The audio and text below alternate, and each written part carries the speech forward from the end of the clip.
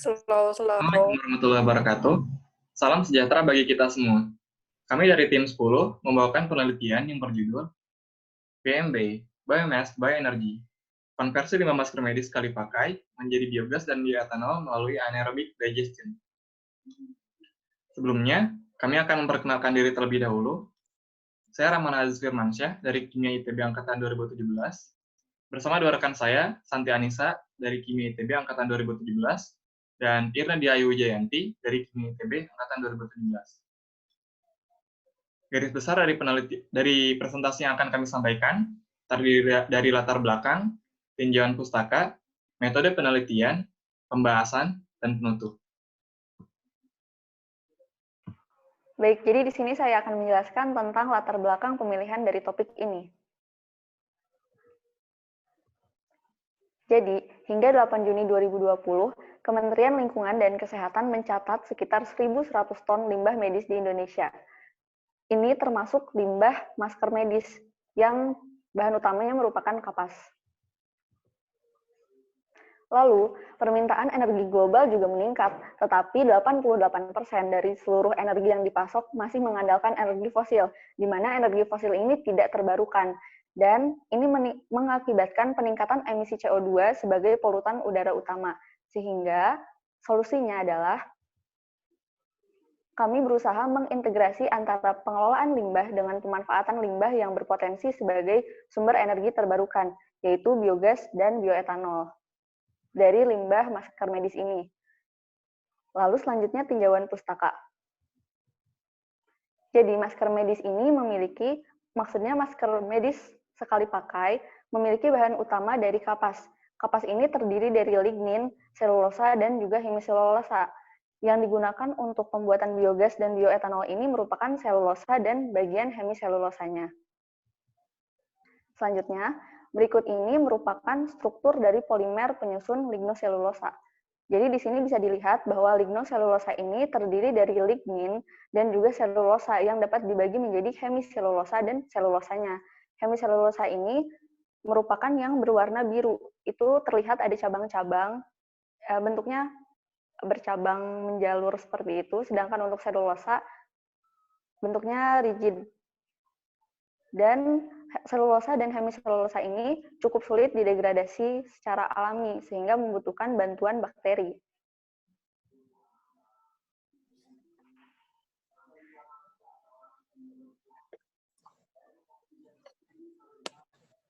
Selanjutnya adalah tentang metode penelitian yang kami lakukan. Nah, proses penghasilan biogas dan bioetanol ini terdiri dari 3 tahapan, yaitu yang pertama adalah pretreatment, yang kedua adalah anaerobic digestion, dan yang ketiga adalah fermentasi. Nah, berikut adalah skema metode penelitian kami. Jadi limbah masker, yang pertama-tama dilakukan sterilisasi terlebih dahulu, sehingga menjadi limbah masker yang terbebas dari virus. Nah, kemudian dilakukan pretreatment, kemudian masuk ke langkah anaerobic digestion, yang kemudian terbagi menjadi 2 tahap. Yang pertama setelah biogas terbentuk, dan yang kedua fraksi padat hasil sisanya. Nah, fraksi padat tersebut melakukan pemrosesan lebih lanjut, yaitu fermentasi menjadi bioetanol. Nah, yang pertama adalah pretreatment. Pretreatment atau perlakuan awal ini secara umum dilakukan untuk mematikan virus dan membuat substrat agar lebih mudah dihidrolisis. Nah, yang pertama-tama, pretreatment dilakukan dengan sterilisasi dari limbah masker pada suhu 80 derajat Celcius di dalam air. Nah, kemudian limbah masker terbebas dari virus, kemudian dilakukan penambahan CaOH2 dan inokulum, yang kemudian memasuki tahap anaerobic digestion. Nah, untuk sterilisasi sendiri dimaksudkan untuk membunuh virus SARS-CoV-2 atau virus-virus lainnya yang masih kemungkinan menempel pada masker. Nah, sterilisasi ini dilakukan dengan melakukan perendaman limbah masker dalam air panas dengan suhu sekitar 80 derajat Celcius selama 30 menit untuk mematikan virus. Nah, menurut WHO sendiri sebenarnya temperatur 56 derajat Celcius itu sudah cukup untuk membunuh SARS-CoV-2. Nah, akan tetapi kami mengajukan untuk meningkatkan temperatur lebih tinggi dan durasi yang lebih lama agar harapannya lebih banyak virus corona yang mati. Nah, kemudian adalah hidrolisis. Seperti yang sudah diketahui sebelumnya, bahwa polimer-polimer penyusun lignoselulosa atau selulosa ini, strukturnya itu sangat susah untuk didegradasi. Nah, dalam tahap hidrolisis ini, terjadi suatu pemecahan polimer-polimer penyusun lignoselulosa menjadi molekul-molekul yang ukurannya itu lebih kecil atau lebih sederhana. Nah, pada tahapan ini dilakukan penambahan CH2 atau kalsium hidroksida. Nah, hal tersebut diharapkan untuk bisa mengganggu atau mengganggu struktur kristalin dari selulosa akibat kuatnya ikatan hidrogen antar rantai selulosa.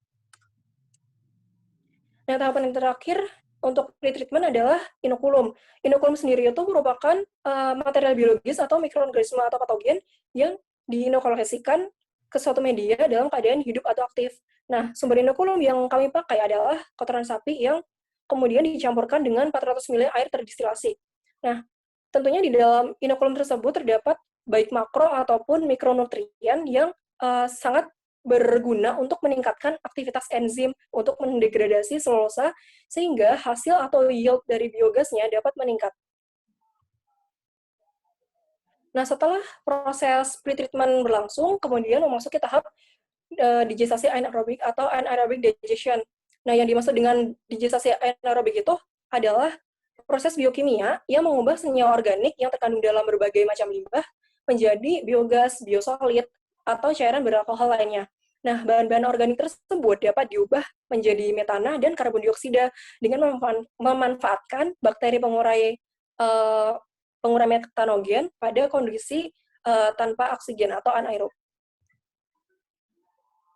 Nah, tahapan yang terakhir yaitu fermentasi.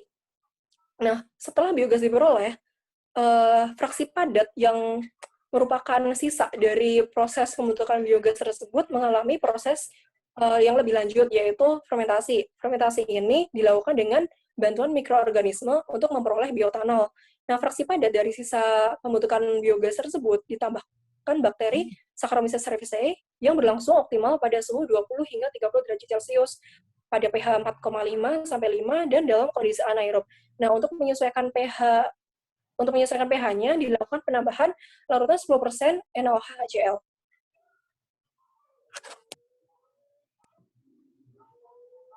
Selanjutnya kita masuk ke bagian pembahasan.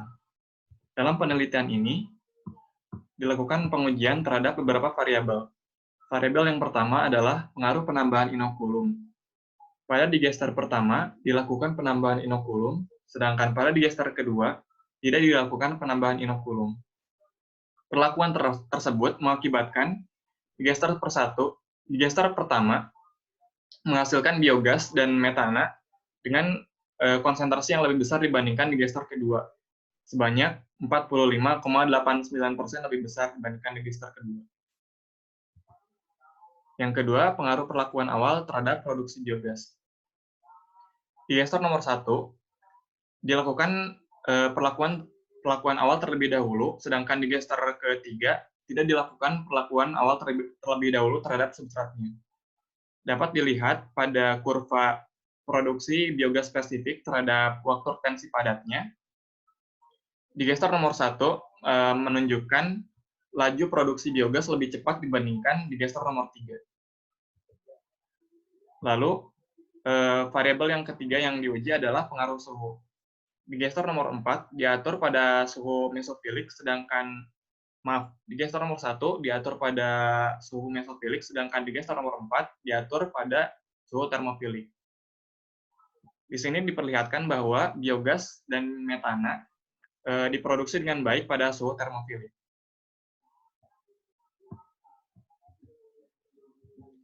Dari penelitian ini, kami menarik 3 kesimpulan. Yang pertama, limbah kapas medis memiliki potensi untuk menghasilkan biogas dan bioetanol. Yang kedua, kondisi optimum dapat dicapai ketika dengan penambahan inokulum dilakukan perlakuan awal dan dalam suhu termofilik. Lalu yang ketiga, bioetanol dapat diperoleh dengan fermentasi lebih lanjut fraksi padat yang didapat dari proses digestasi anaerob, dan tentunya diperlukan pemisahan terlebih dahulu untuk memperoleh bioetanol yang lebih murni. Saran untuk penelitian ini perlu dilakukan secara eksperimen untuk mengonfirmasi data-data yang sudah ada. Sekian dari presentasi dari tim kami. Mohon maaf apabila ada kekurangan. Terima kasih. Wassalamualaikum warahmatullahi wabarakatuh.